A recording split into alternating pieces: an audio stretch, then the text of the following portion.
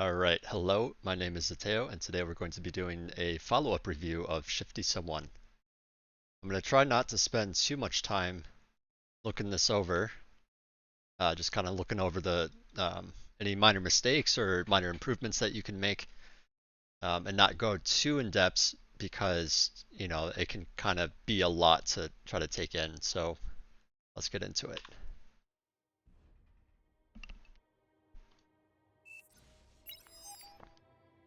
Alright, so let's speed up a little bit. Alright, 2 mechs, good. See, it's 2 mechs, 2 wins, third mechs, and then lab. Uh,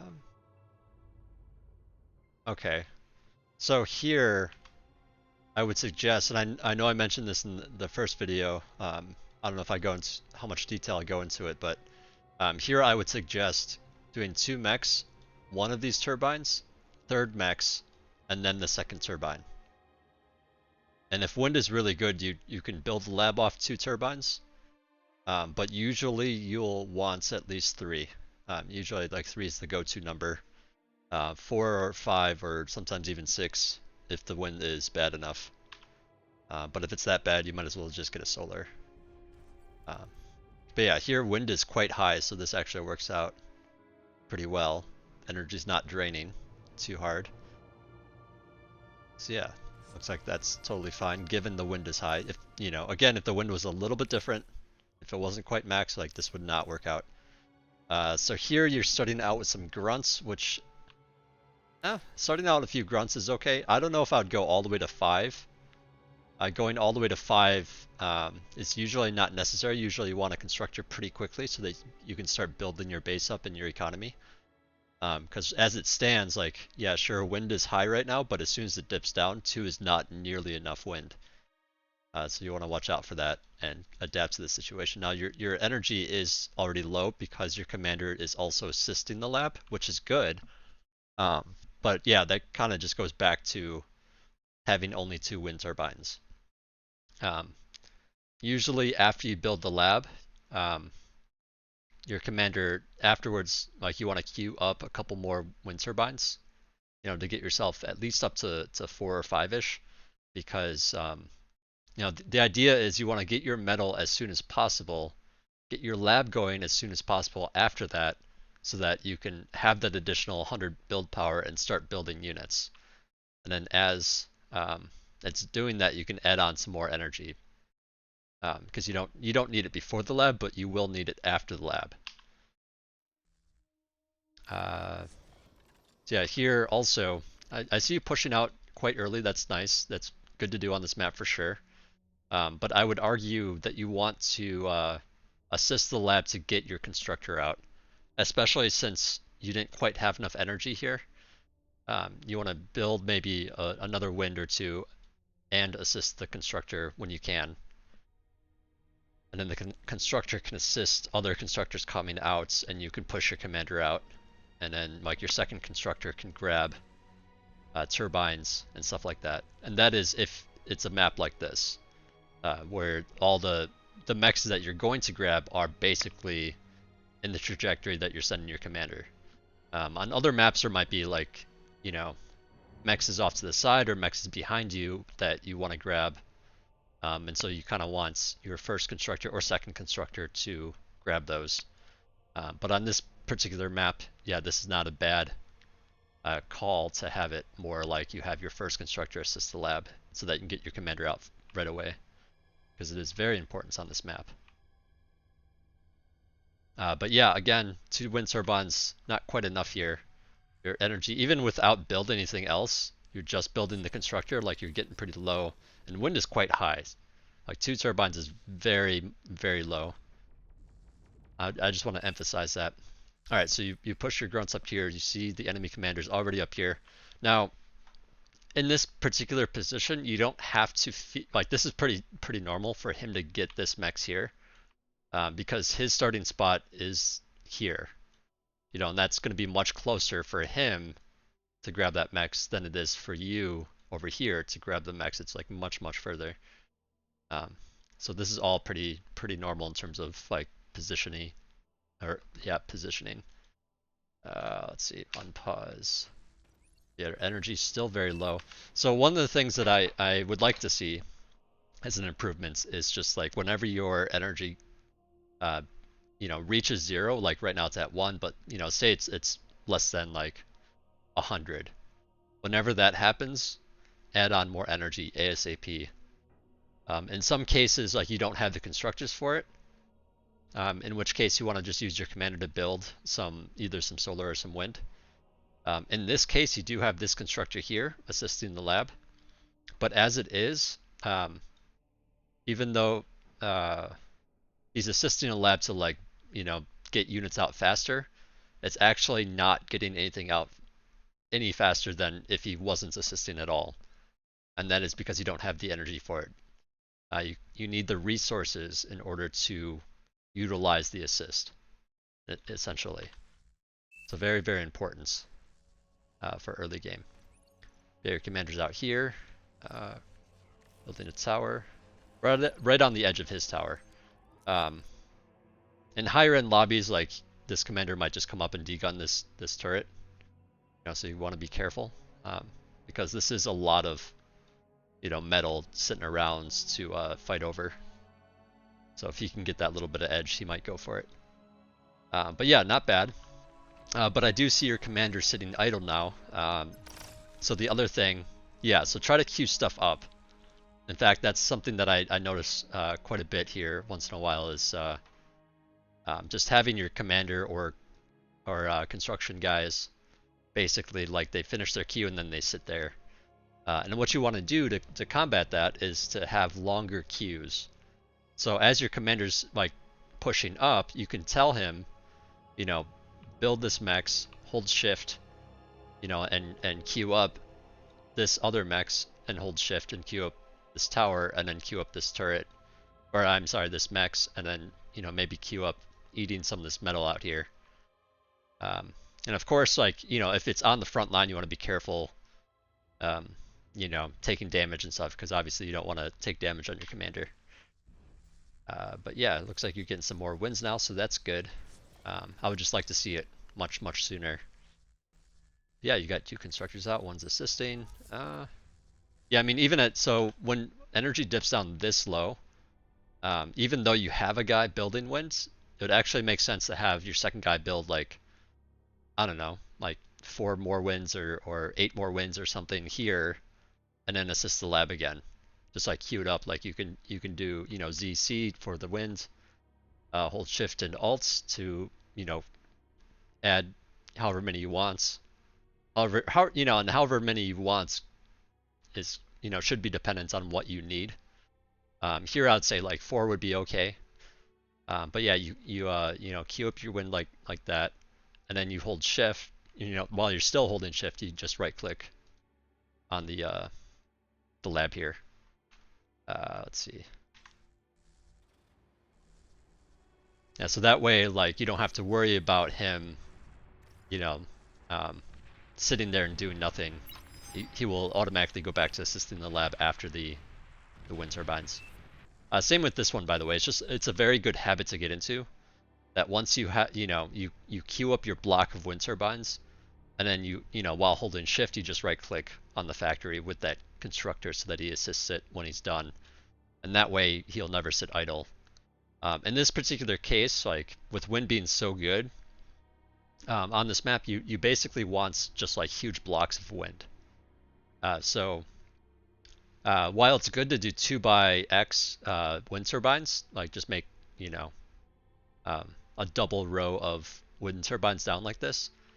After you get done queuing one of these, you might want to do a second block out here, and then like a third block or a fourth block or whatever, and just kind of keep going with it, and then like check in periodically. If there's a lot of wind to do still, or if you need to add to the queue. I mean, sorry, it's a bit late, so I'm kind of a bit tired if you haven't noticed. But yeah. Alright, so you lost your tower. I would like to see some more of this reclaimed, because those little bits of metal can help a lot. I'm also noticing now that your metal's very, very high. Okay, so um, yeah, so basically as you got the, all the maxes that you got, you don't quite have the build power to utilize all of it. And part of that was because of your low energy situation. But now that it's higher, you want to add on build power. So this construction turret is the right idea. However, I would say that construction turrets take a little while to build if they're, if there's only one constructor on it. So what I would recommend is having multiple constructors on it. Um, it's totally fine to have extra constructors running around. They provide a little bit of extra energy, like construction bots provide 7, vehicles provide 10.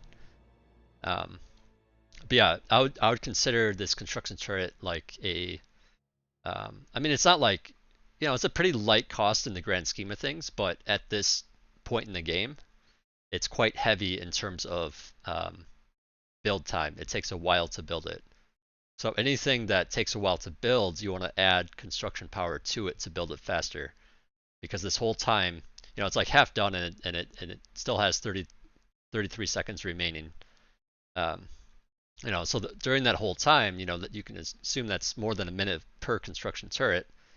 This lab is not being assisted. This lab only has 100 build power. So in a way, you're producing units out of here very slowly. And if you had more constructors assisting the lab, um, it would go faster.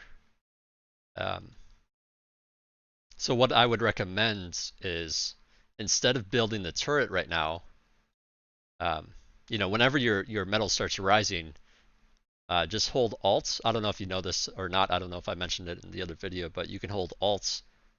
Actually, don't use repeat. I would highly recommend using repeat to get your units out. That way you don't have to come back here to keep queuing units up. So if you find like a ratio of like what you want for thugs and rocket bots, you can put repeat on, click thug twice and the rocket bot once. And they'll give you like a 2-to-1 ratio of 2 thugs being produced, then 1 rocket bot, then 2 thugs, and then 1 rocket bot, and they'll just be on repeat. And then whenever you want a constructor, and I'd recommend getting a constructor whenever your metal starts rising a little bit, hold Alt and click your construction bot, and that'll add it as the next unit to pop out.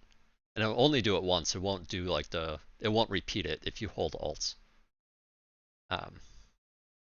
And that way you'll build up, a few extra construction bots, and then once you have like 3 or 4 or so, then add the construction turret on with all of them at once. And it'll just build a lot quicker, and then you won't have this period of slowly building units. It'll be a lot faster to build this construction turret, and once it's done, this will build a lot faster. And that'll just help you utilize your metal. And then at some point you might need a second construction bot on wind turbines as well, just FYI. Especially after the construction turret's done, because it will use those resources much faster. Yeah, I like the fact that you got some rocket bots out. I like the fact that you're repairing them.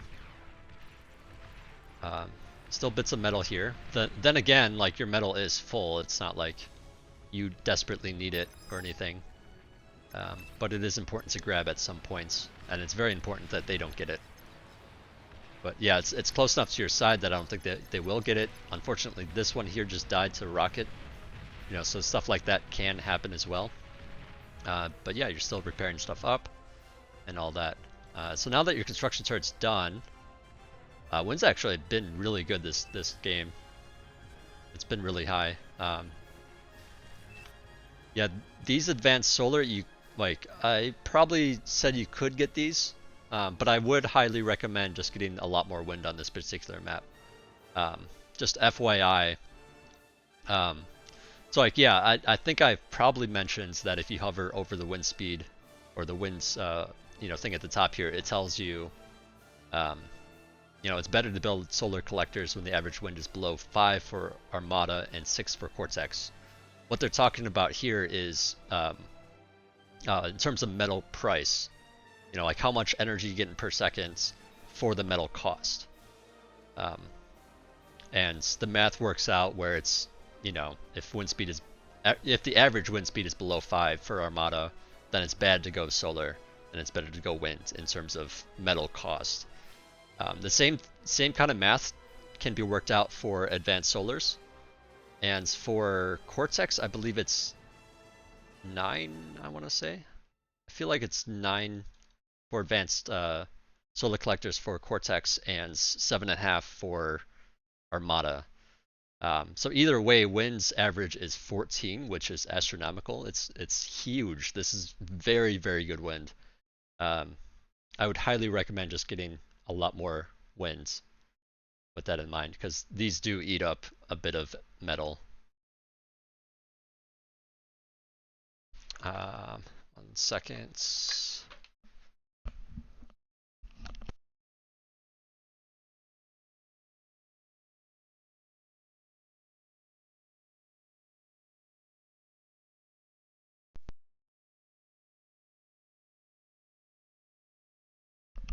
My apologies, I forgot to change my battery in my mic before I started this. So I had to do that real quick. Alright, let's get back into it. So this agitator, I suppose on this map, like it's okay. I don't usually recommend it because it's just so expensive. It's very expensive. It's 1,300. You know, if you think about it, that's 2 labs. Labs are expensive. Let me select this guy. Yeah, so labs are 620 metal, whereas you know, this thing is 1,300. So yeah, more than double, more than 2 labs. So this is very expensive, and usually you want to have a very good reason to build it before you build it. And I would say this map in this position is somewhat of a reasonable time to build it. It's not usually what I would do, but it will help you in these lower level games. Ideally though, that metal would have been spent on units instead. So I guess just to look at it in terms of like cost, you know, you're mostly doing thugs right now. You know, 14 or you know, 140 metal per thug. You know, in terms of plasma, you know, that's like, I mean that's almost 10 thugs. It's like 8 or 9 thugs or something like that. So if you had 8 or 9 thugs with this army, let's just cheat a little bit and take off the player view. Yeah, 8 or 9 thugs would push through all this easily. You know, and this is 2 players here. You know, and we got orange and yellow kind of over here more. You know, kind of taking care of this side, but most of the enemy units are here, kind of facing off against you. But yeah, a few thugs would actually push this pretty easily. Whereas the agitator, like, yeah, like let's see the placement. Yeah, so the agitator will basically just piss him off, and all these guys over here, whoops, all these guys here will basically just retreat back here beyond the range of the agitator. So if you are going to build it, I would maybe recommend going, you know, as close as possible while feeling safe, like maybe here, because that will extend the range. You know, like the range goes out to this yellow line here. Sorry for my bad drawing, but yeah, it would extend it just a little bit further like that, and that just makes him feel that much more unsafe. Ideally, it would be in range of this 4.3 as well, and then you can just deny that from them, and that'll be a big deal. Yeah, let's put it back on your view. So I see that you have a radar. That's great. They do have a jammer, so you can't really see that much. You know, and that makes it very hard for T1 units to push the location, because you don't really know what you're dealing with. Yeah, I can understand this card. I mean, considering you're investing money into the agitator here, it's good to have extra stuff to guard in case something happens to these units, or to just assist in a battle that happens close to it, because that's what it, you know, what it's bad against, is stuff getting too close to it. Okay. Yeah, so this I do not like. This push. The reason being is you built this agitator. So, well, I mean, I guess you're getting vision for your agitator in a way, but in a way, it's sort of like you're not going to be able to actually push here with units because you spent so much on the agitator instead of units. If these were, you know, again, if they were units, you'd be able to easily take this location and this push makes sense. But because you built the agitator and have less units for it, you're not going to have the, you know, the manpower to really take this location. So in a way, like, yes, it kind of makes sense because you're trying to get vision because of the jammer. But the jammer is actually the counter to the agitator. So since you don't have vision, I do not really recommend that, and I do not really recommend building this because of the lack, you know, because there's a jammer there. Yeah, trying to go fast here because it is late, and I'm just trying to get this out. Let's see, so you're still doing some repairs, very good. You're building a construction turret here, which is also good. It's good to have, yeah, just a construction turret for repairing like that to assist. So, good stuff.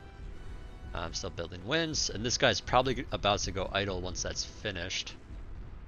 This guy doing that? Okay, that guy's doing the construction turret back there. Yeah.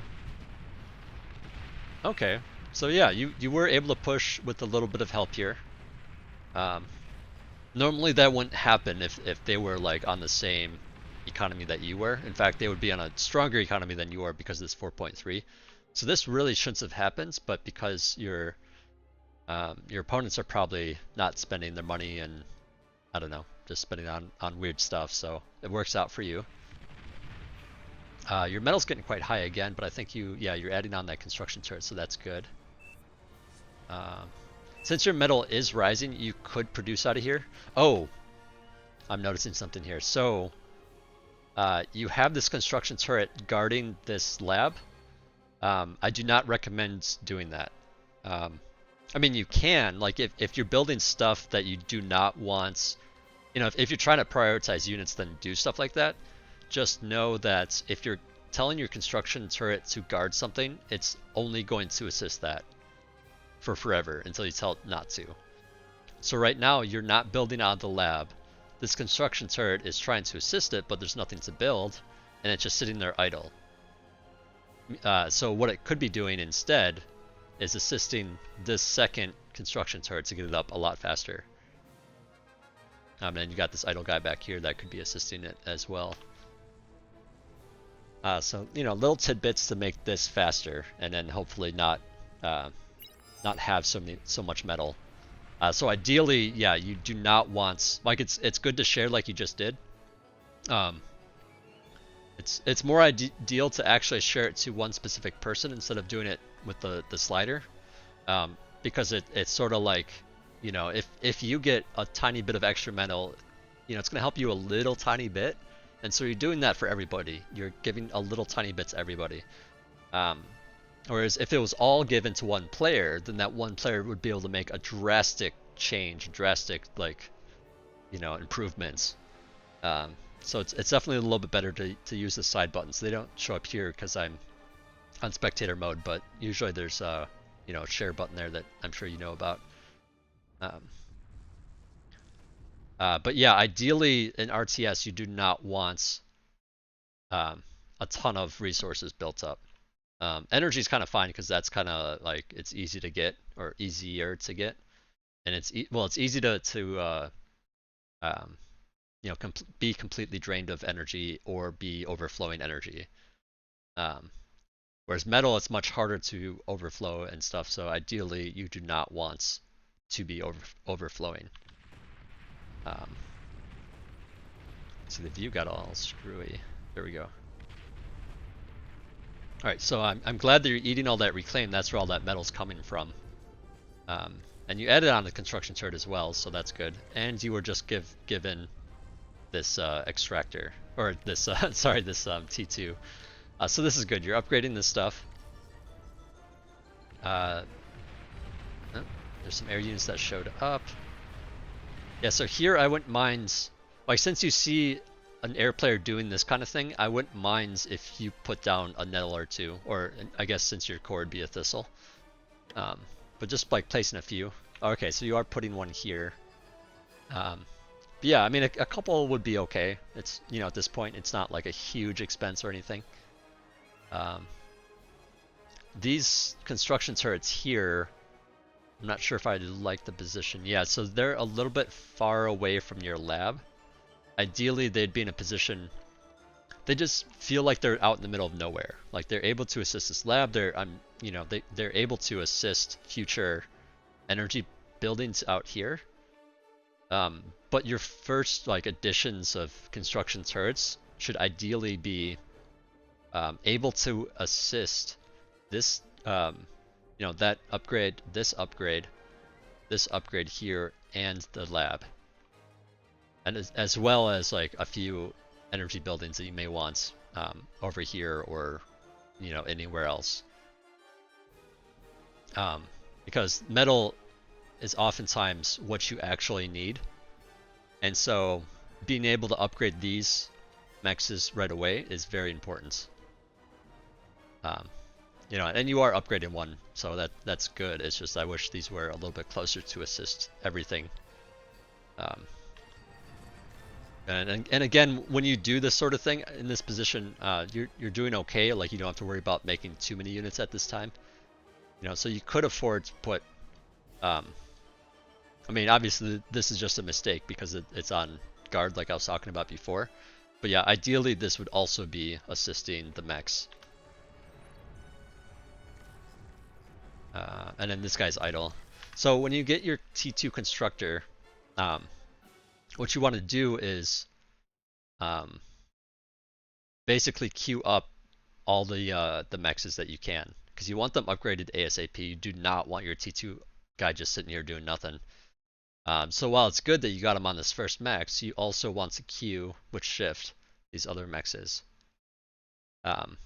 One of the easiest, like if you feel like you don't have time to like individually click on all these buildings, what you could do is double tap Z, and that does this area mex build. Again, it's ZZ, and it brings up that like metal icon you see there, and you just go like this,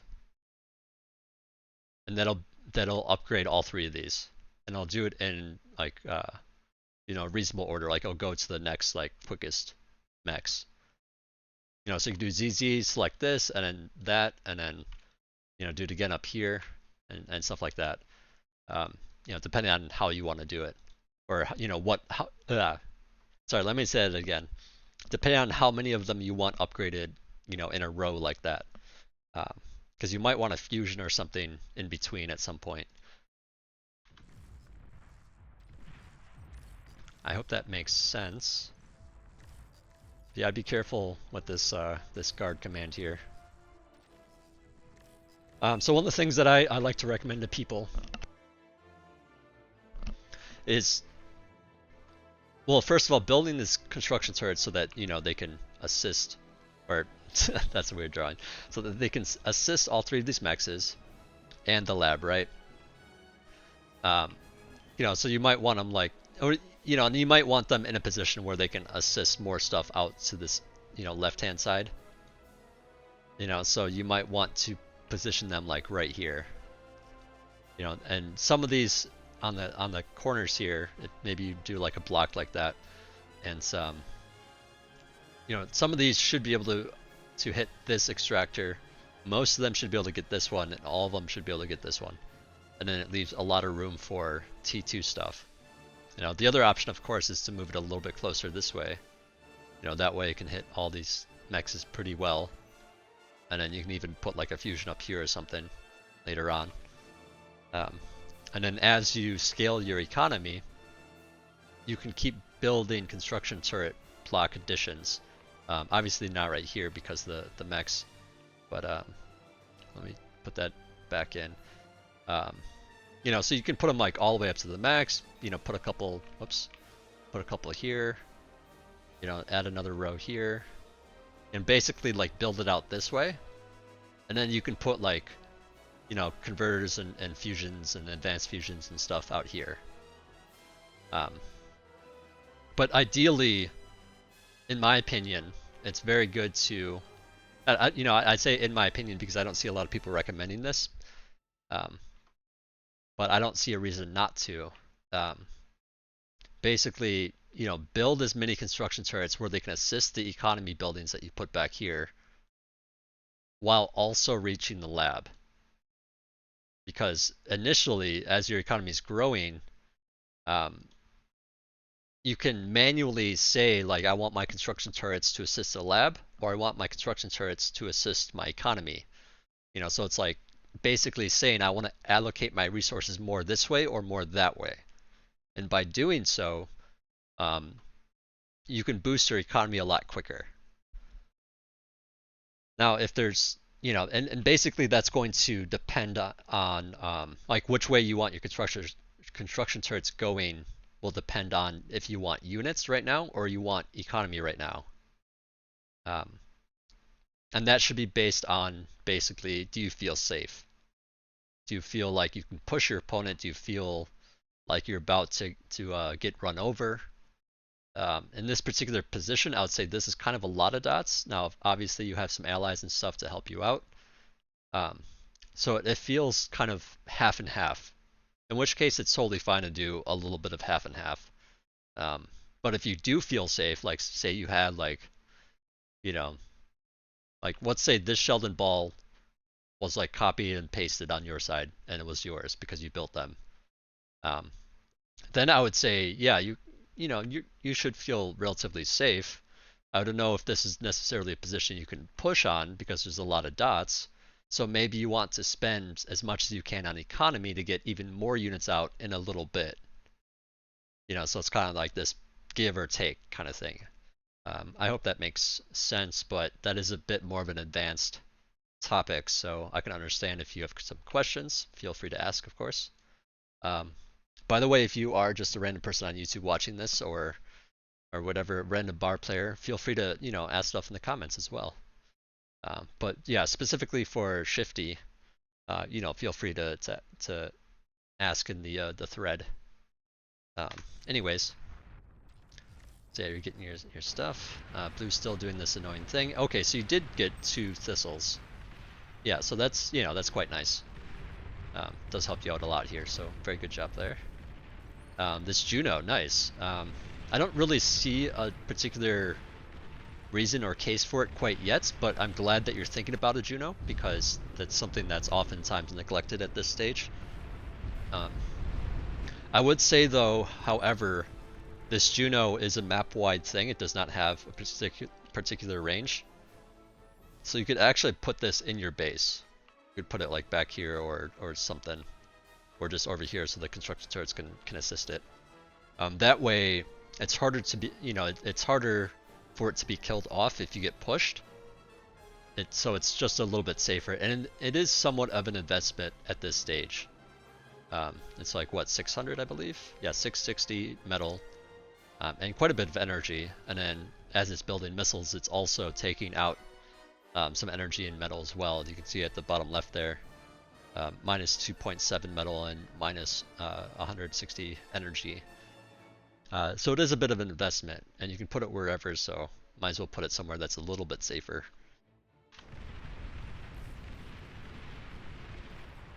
Let's see, so here, so I can understand you wanting to build some grunts just to like have some units. But I'd say grunts here, like, at the pace that you're able to build them is really not going to do terribly much. And I would actually say, if you're going to do something like this, to get thugs instead or rocket bots or, just kind of produce units as normal from your T1 lab. If you do feel relatively safe, like in this position, pink is like kind of holding it for you at this time, at this frontal location. Yeah, I hesitated a little bit because this map is so short, like to your base, so it's like really easy to like screw this up. But one of the things that you can do, and I would oftentimes recommend on like a longer map where you have more space between the enemy and your base, I would say just reclaim your lab, get that metal back, spend the metal on getting these upgraded faster and upgrading your energy faster.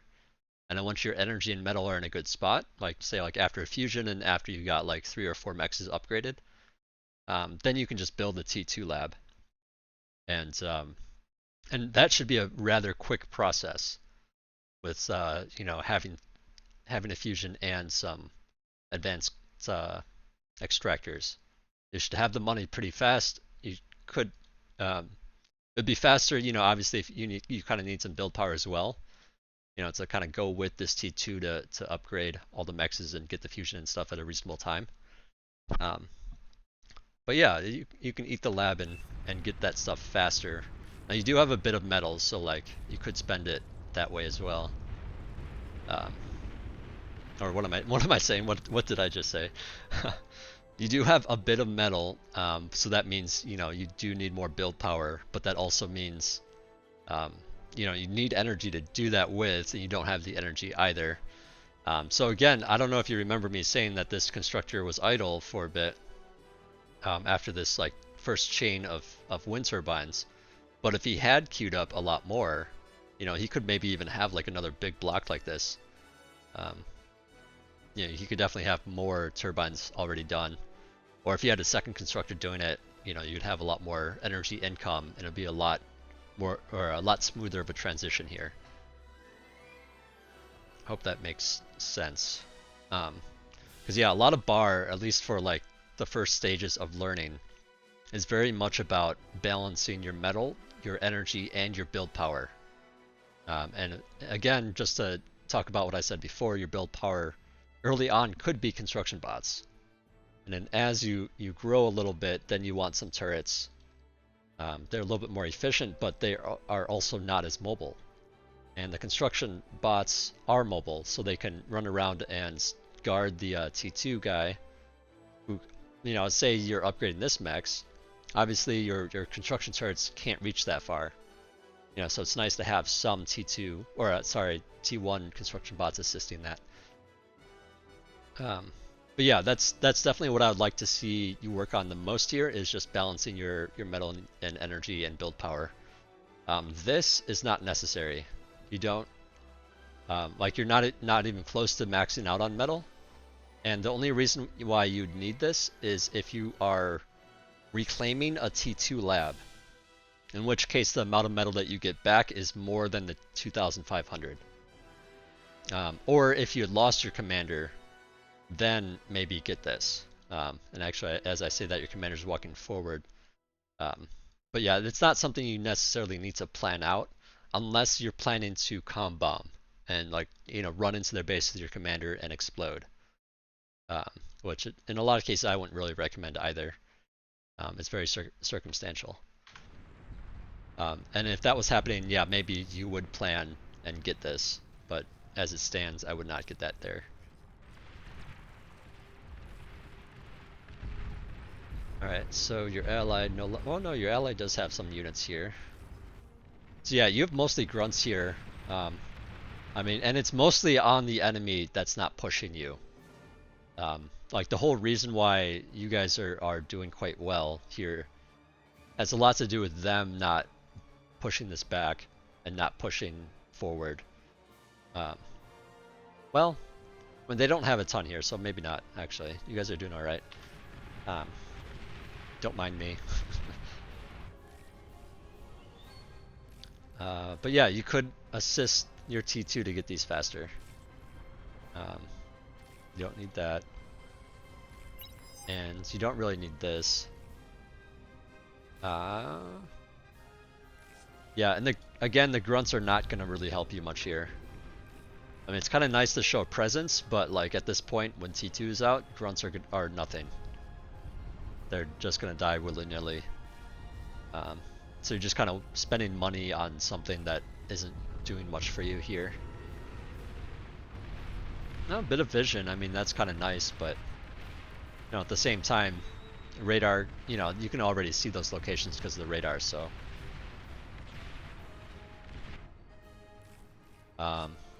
And yeah, so I'm seeing this being a bit idle here. So yeah, having your T2 idle and your T1 bots idle, kind of a big deal as well. You know, try to queue stuff up, try to check in periodically. Queue is your best friend. Um, and yeah, even though your vision's back at base, this is still not producing, and it definitely should be at this point because you have the metal for it. Yeah, highly recommend. If you're gonna build this, use it. Otherwise, why did you build it?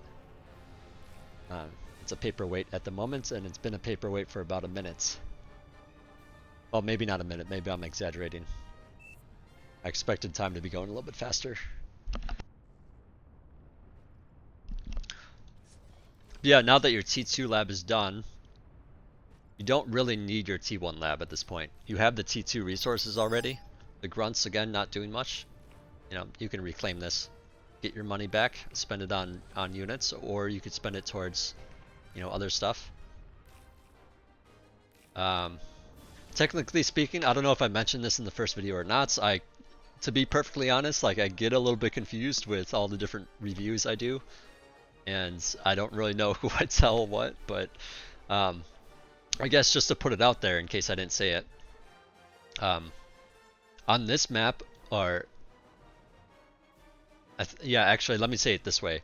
So wind turbines, and I think a fusion, or I think as if the average wind speed is above 9, I believe it's better than a fusion. That might be for Aphis, but I think it's for fusion. It's one of the two, but either way, it's more efficient. Like wind is actually more efficient in terms of metal, and metal is usually your determining factor. So actually, more wind turbines is actually better than this on this map. Like on this map, it's better to have wind turbines in Aphis and Advanced Fusion in terms of like it's literally the best energy in the game on this map. Except for maybe Geo. Like a T2 Geo is actually very, very worthwhile in terms of metal price. But the thing about wind turbines is they take a long time to build, whereas this fusion is much more efficient in terms of build time. So what that means is, like, while wind is technically better in terms of metal, it's still fine to get a fusion in Aphis. But my point is, like during the early parts of the game, you can just keep adding on, more and more and more, you know, wind turbines. You know, and try not to build them like into your allies' base and shit, but like, you know, just keep like adding on more and more. You know, you can fill basically this whole area with wind. Maybe even build some here. You know, just keep going with it because they're just so good on this map. You know, again, wind speed on this map is 14.2 average, which is significantly better than an Aphis and a Fusion. Just FYI. And definitely better than these, as I think I was saying before. So yeah, I hope those little tidbits help a lot. This thing, produce please. No? Okay. Alright, I'm gonna speed it up a bit. I've talked a lot about different things that you can do already, and it's kind of hard to look past that for me, because I just see those earlier mistakes affecting this, you know, this part of the game. Yeah, that's unfortunate. So this C player, what is even going on down here? Because Brown is just kind of chilling, huh? Interesting. So yeah, Brown should definitely be helping out with all this. That's totally on him. But yeah, you know, it's important to try to be mindful. You know, if someone comes in and flanks you, you know, and your commander's vulnerable, just be very careful. Now, obviously, this is a sea map, and you're not probably thinking about the water as much, but it definitely can still happen, like it just did. There's one dead commander. So let's see how you deal with that as well.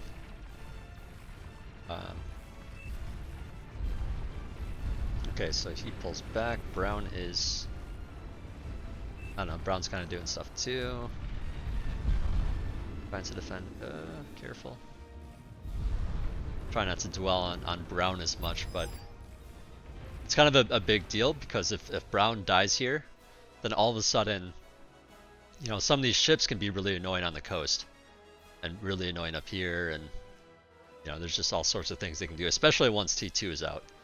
Once T2 is out and they start having missile cruisers, and all of a sudden they could have a ship like out here that's like able to shoot you. And stuff like that, like battleships and missile cruisers. I'm not sure if it's quite that long for a missile cruiser. They might have to get a bit closer, but a little bit exaggerated. Yeah, I don't think there's going to be enough from Brown. Especially since, yeah, part of his guys are back there. Yeah, it's an unfortunate T2 timing from Brown. You didn't quite have enough T1 to deal with it. The thing is, T2 units are so much more expensive that it's kind of better to stay on T1 for a while. And kind of, you know, especially for C, like you need to see what's going on before, you know, going T2, because otherwise all of a sudden they show up with a bunch of T1 and just kill you. You know, and the reason being is you just spent so much on the T2 itself and upgraded mexes and stuff that your T1 army is now pitiful, and their army is larger and comes and kills you. So that will probably affect you, and we'll see how you do with that. Second fusion, okay. Yeah, I don't mind the second fusion here. Like there's a rule of thumb of like, yeah, like typically it's like if you're playing frontline, you want like some fusions and then your APHIS.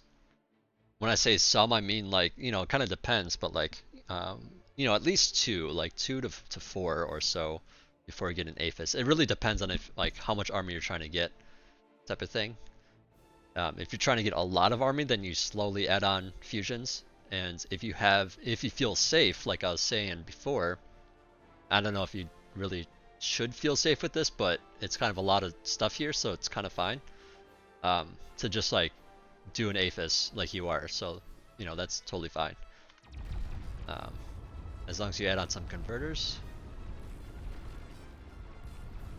Yeah, I suppose you're spending the energy, so like it's fine. You don't really need more converters. Yeah, so unfortunately Brown died over here. Pink's trying to do what they can, but they only have shurikens. Bit of an air battle. Pink wins the air battle.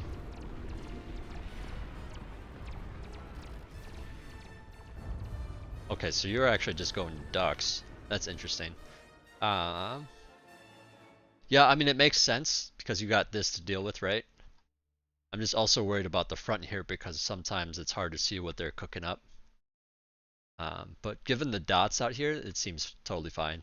Especially since orange is basically, you know, doing the front stuff and isn't necessarily responding to this stuff in the back. So it's nice that you are responding to it. Like somebody needs to, right?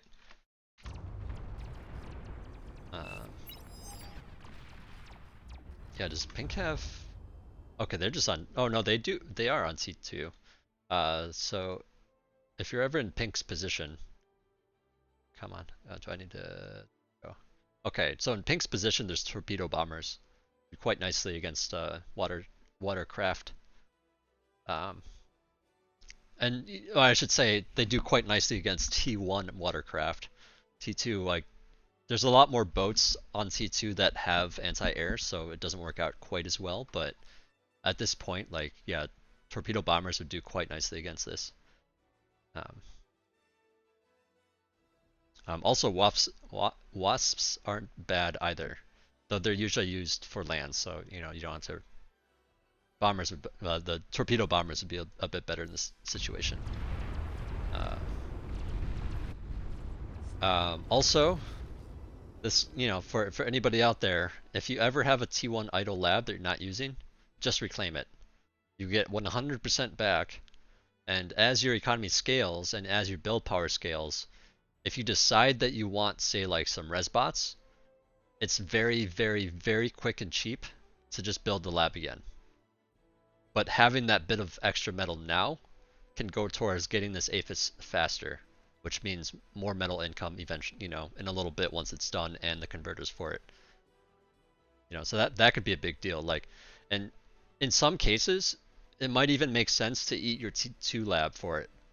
Eat both labs, eat one of your fusions, and all that metal can go towards building this fusion faster, this advanced fusion.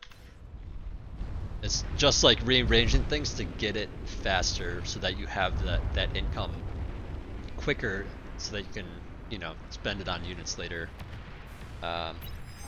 This isn't quite so meaningful.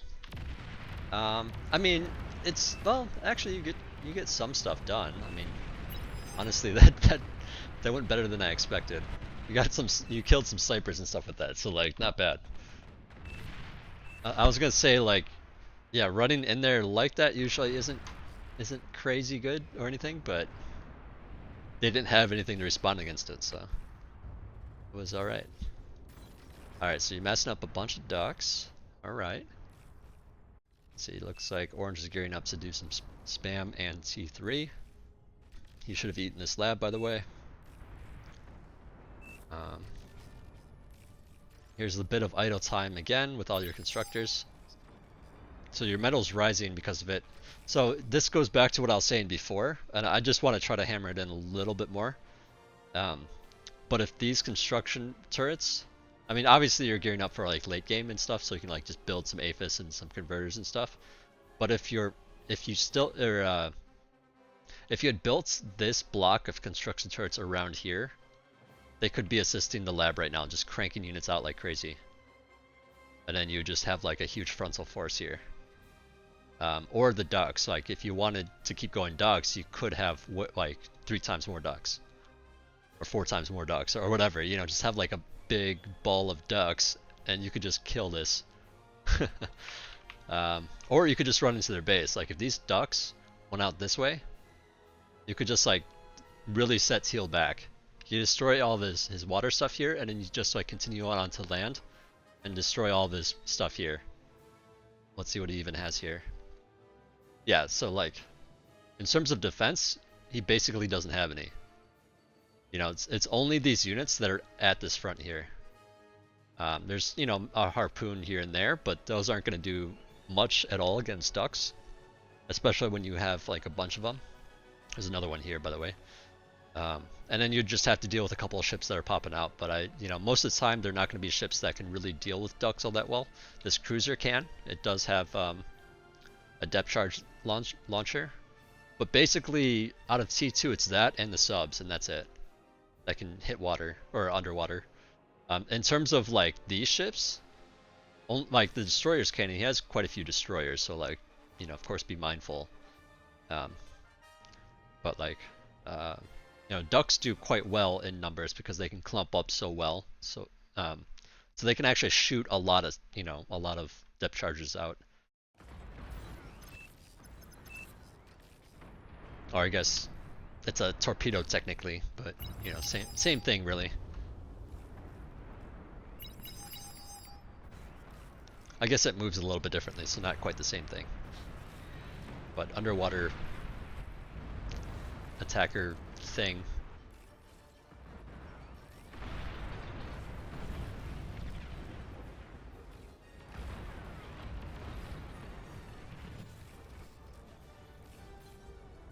Alright. Well, you just keep building on here. I'm sure the game probably lasts for quite a while, but I think I'm going to stop it here because I have gone over quite a lot actually. I definitely went over a lot more than I anticipated, but I want to sum that up really quick into some like, some bullet points to work on so that it's like easier to put it into your head to work on it. So there's a few things I was talking about rearranging the very opening, with just like your wind turbines and stuff with your mexes and just having more wind turbines. That's very important. So like the first major bullet points is just work on balancing your economy. You want to balance your metal, your energy, and your build power. And that's going to take a little bit of time to get used to. Like, the lab, it has 100 build power.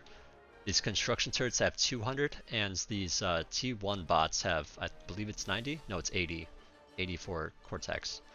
Um, so like, as you start getting more metal back because you're grabbing more extractors, I suggest adding on more construction bots, and then as like and just have them assist the lab, and to keep your metal in check. And if your energy starts draining, select one of them or two of them. If it's really bad, select two at a time, and start building a bunch of winds on. Or for this map, it'd be winds. On other maps, it might be solar if the wind's like horrible or something.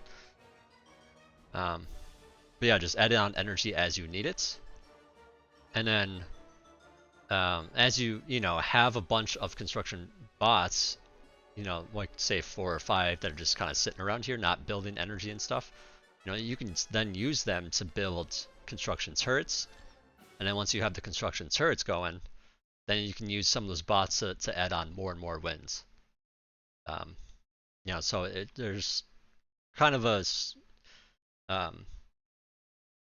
there's like somewhat of a timing of it, of like, that you need more energy, so you start adding on more energy with an extra bots, and then you have most of your bots assisting the lab, and then say like, oh, I need more energy, so you pull another one off and start building more energy, and then you start having like 3 or 4 back here, and then you build the turrets, and then once the turrets are done, like usually you want one at a time or two or maybe you get 2 of them. Then you have more construction bots free to like make more wind turbines. And the reason why you'd want some additional turbines at that time is because soon you're going to get your T2 unit, and with T2 it's going to require a lot more energy, because these advanced metal extractors, they take 20 energy. The T1 version, if I can find one. I suppose it's late enough in the game that it's kind of hard to find one. I believe it's 3. I believe they take 3 energy a second. Yeah, here's one. So yeah, 3 energy to produce the 2, whereas the T2 takes, what did I say, 10, 20? 20 energy to produce 9.2. Or, obviously it depends on how big the metal is, but in this case it's 9.2. So yeah, trying to balance all that stuff. Second bullet points, try to spend money on, or try not to, like, basically I feel like you were floundering a little bit with this T1 lab producing these grunts. They did do something. I won't say that they didn't, but in a way, like, they're not gonna hold a position for you very well. They're kind of good at doing that surprise, like on snipers and stuff. They didn't really expect it or have the right units to deal with it. But basically, you were spending a lot of metal producing these grunts, and the fact that you still had the lab, if it was eaten, these metal extractors could have been upgraded faster. And your fusion could have been faster because of that as well. And then you get your T2 stuff faster. So that's all good. And then just like rearranging your base a little bit would be the third bullet points of like putting these construction turrets in a way like closer in between your labs and your energy and stuff. And that way the same construction turrets can assist both. Because as it is right now, all these construction turrets back here will never assist the lab, which means your units are only going out as fast as, these, or, sorry, there's a lot of chaotic drawing. Your units are only coming out as fast as these 6 construction turrets. And it could be a lot faster. Like, you want to be able to say, I want energy or I want units, by switching them back and forth to whatever it is. And then whenever, the fusion is done, they'll go back to assisting the lab or assisting anything else that's nearby, and start making units automatically. You don't have to micro it or anything. So yeah, those are the 3 main things. Actually, there's a 4th one that I'll mention right now in terms of just like unit types, which I'm not going to go over too much because in a way, the bigger problem here is just having less units. It's not necessarily what you're building. Though, arguably, if you're going to get ducks, I would also say, have them do something. They're not going to be good on land against regular units, so try to send them somewhere if you're going to do that. But yeah, just to talk about T2 units from Cortex Bot Lab a little bit. Page 2 has a lot of fancy stuff. I'm not going to talk about that as much, although some of these units are very useful. But your main like go-to units for Cortex are oftentimes the Sheldon and the Fiend, and that's just for most people. Sumos are great. They're very slow, but they are good at taking a lot of damage. So they do have a place. But early on, generally it's Fiends and Sheldons, and then maybe a radar jammer and a radar bot to go with them, because jammers are of course very useful, and having it mobile and just like always with your army is very nice. Radar bots, don't get too confused. They're not just radar bots. Like they provide a lot of radar, and you might think like, oh, we got radar out there already. We don't really need a radar bot. But what they do have is, or in addition to the radar, is very good line of sight. 925, if we compare that to a Sheldon, that's right, I can't click on it. Sheldon only has 300. So that's like significantly more. What was it again? 900? Yeah, so 3 times as much sight range. Which means that instead of a dot, and the dot could be, like this is probably, whoops, gosh, this is probably like a pretty straight line of snipers. But you see how off the dots are? Like this dot here is probably not at all where it is. Okay, I guess it is kind of spaced out like that. But basically the dots can wander a lot. It's just not shown here as much because apparently they're pretty close to that line right now. And having line of sight can be a big deal, especially for Sheldons, because Sheldons do not have much AoE at all. But yeah, Sheldons are your kind of like bread and butter for Cortex bots. Like people get a lot of Sheldons. They can basically do little bits of damage from a long range. And they're not the fastest moving unit, but like since they're a bot, they can like turn around really quickly. They can maneuver and stuff. So it's more of like an in and like you go in. Hold on, let me do this better. Like you can send them in and meet resistance, and then have to pull back, and this back and forth dance basically with Sheldons. And again, it helps a lot to have that jammer and stuff with them.